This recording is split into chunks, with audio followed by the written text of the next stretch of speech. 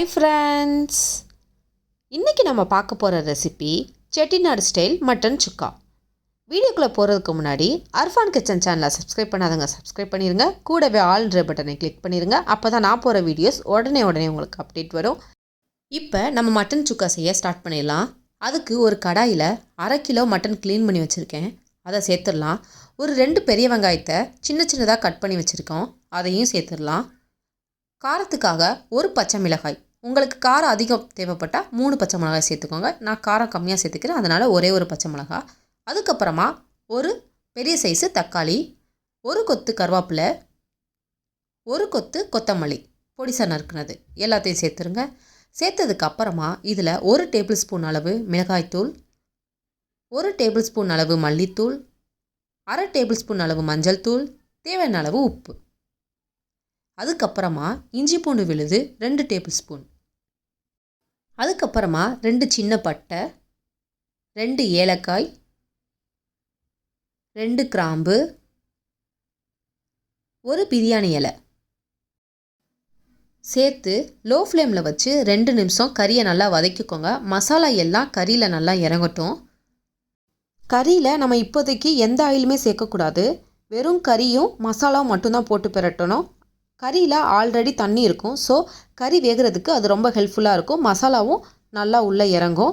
இப்போ பாருங்கள், ஒரு 2 நிமிஷம் ஆயிடுச்சு. கறியிலேருந்து தண்ணி அதுவாக விட்டு நல்லா வெந்துருச்சு. இந்த ஸ்டேஜில் மட்டன் வேகிறதுக்கு தேவையான அளவு தண்ணி சேர்த்துக்கோங்க. நான் இதில் 1 லிட்டர் தண்ணி போல் சேர்த்துருக்கேன். எப்பயுமே மட்டன் வேகிறதுக்கு நிறையா டைம் எடுக்கும், அதே மாதிரி தண்ணி கொஞ்சம் அதிகமாக தேவைப்படும்.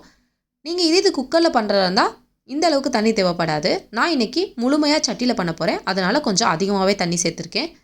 மட்டன் முழுமையாக நல்லா வெந்து முடிக்க 30லேருந்து 40 நிமிஷம் நமக்கு அதிகபட்சம் தேவைப்படும். இப்போ இது எல்லாத்தையும் நல்லா கலந்து விட்டுட்டு ஒரு மூடி போட்டு க்ளோஸ் பண்ணி லோ ஃப்ளேம்லேயே வச்சு குக் பண்ணுங்கள். அப்போ தான் நம்மளுக்கு கறி நல்லா சாஃப்டாக வெந்து வரும். தண்ணி நல்லா கொதிக்க ஆரம்பிச்சிருச்சு. இந்த ஸ்டேஜில் நம்ம மட்டன் வறுவலுக்கு தேவையான மசாலாவை ரெடி பண்ணிடலாம். அதுக்கு ஒரு கடாயில் ஆயில் எதுவும் சேர்க்காமல் 1 டேபிள் ஸ்பூன் அளவு மிளகு, 1 டேபிள் ஸ்பூன் சோம்பு, 1 டேபிள் ஸ்பூன் சீரகம், ஒரு வரமிளகாய்.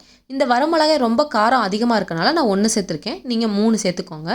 அதோட ஒரு கொத்து கருவேப்பிலை சேர்த்து லோ ஃப்ளேமில் வச்சு கலர் மாற வரைக்கும் நல்லா ரோஸ்ட் பண்ணிக்கோங்க. இப்போ கலர் மாறிடுச்சு. இதை நல்லா ஆற வச்சு மிக்ஸி ஜாரில் சேர்த்து நல்லா பவுட்ரு பண்ணி எடுத்துக்கோங்க. அவ்வளோதான், பவுட்ரு ரெடி ஆயிடுச்சு. இப்போ வேக வச்ச கறியை ஓப்பன் பண்ணி பார்க்கலாம். கரெக்டாக 35 மினிட்ஸ் ஆயிருக்கு. கறியில் உள்ள தண்ணியெல்லாம் நல்லா வத்திருச்சு. இந்த ஸ்டேஜில் நம்ம கறி வெந்துருச்சான்னு செக் பண்ணலாம்.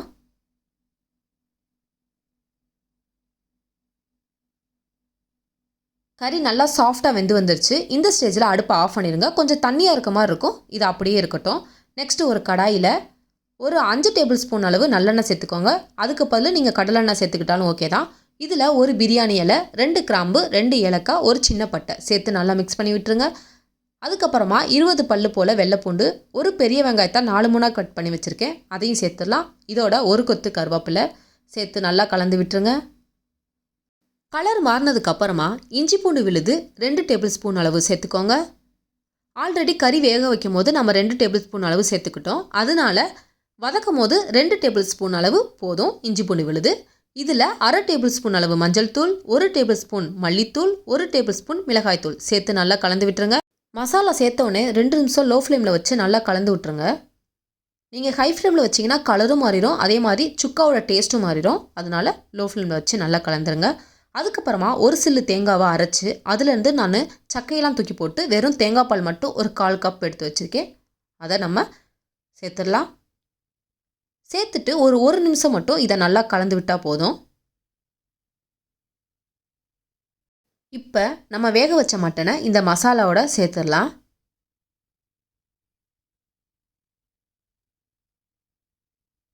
சேர்த்துட்டு நல்லா கலந்து விட்டுருங்க. இதில் 10 இலைகள் போல் புதினா, 10 இலைகள் போல் கொத்தமல்லி, கொஞ்சம் போல் கருவேப்பிலை இதோடு சேர்த்துடலாம். அப்போ கறி நல்லா வாசனையாக இருக்கும். சேர்த்துட்டு நல்லா சுள்ள நல்லா கலந்து விட்டுருங்க. நாம் இப்போவே கறி வேக வச்ச எக்ஸ்ட்ரா உள்ள தண்ணியை சேர்த்துடக்கூடாது. ஃபஸ்ட்டு மசாலா கறிக்குள்ளே நல்லா இறங்கட்டும். இப்போ நல்லா சுருள கிண்டியாச்சு. பாருங்கள், எண்ணெய் நல்லா கொதிச்சு வருது. இந்த ஸ்டேஜில் நம்ம கறி வேக வச்ச எக்ஸ்ட்ரா உள்ள தண்ணியெல்லாம் இந்த ஸ்டேஜில் சேர்த்துக்கோங்க. மட்டன் சுக்கா நல்லா ரோஸ்ட் ஆகி வந்துக்கிருக்கு. இந்த டயத்தில் நம்ம பவுட்ரு பண்ணி வச்சுருக்க மிளகு சீரக பவுட்ரை நம்ம இதில் சேர்த்துடலாம். நான் அரைச்ச பவுட்ரு ஒரு 4 டேபிள் ஸ்பூன் அளவு எனக்கு கிடச்சிச்சு. அதை முழுமையாக நம்ம சேர்த்துடலாம். சேர்த்துட்டு லைட்டாக ஒரு கிளறிட்டு உடனே ஸ்டவ்வை ஆஃப் பண்ணிடுங்க. மசாலா சேர்த்தோடனே ரொம்ப வேக வைக்கணும்லாம் அவசியம் கிடையாது. சேர்த்து அடுத்த செகண்டே ஸ்டவ் ஆஃப் பண்ணிடுங்க. அவ்வளோதான், செட்டிநாடு ஸ்டைல் மட்டன் சுக்கா ரெடி. எப்பயுமே மட்டன் சுக்கா இப்படி தான் பண்ணணும் இல்லாமல் ஒரு டிஃப்ரெண்ட் ஸ்டைலில் நான் பண்ண மாதிரி ட்ரை பண்ணுங்கள். கண்டிப்பாக எல்லாத்துக்கும் ரொம்ப பிடிக்கும். இந்த தீபாவளிக்கு இந்த மட்டன் சுக்காவை ட்ரை பண்ணி பார்த்துட்டு எப்படி இருந்துச்சு சொல்லுங்கள். இதே போல் வேறு ஒரு இன்ட்ரெஸ்டிங்கான வீடியோஸில் மீட் பண்ணலாம். ஈஸியாக சமைக்கலாம், ருசியாக சாப்பிடலாம். பாய் பாய்.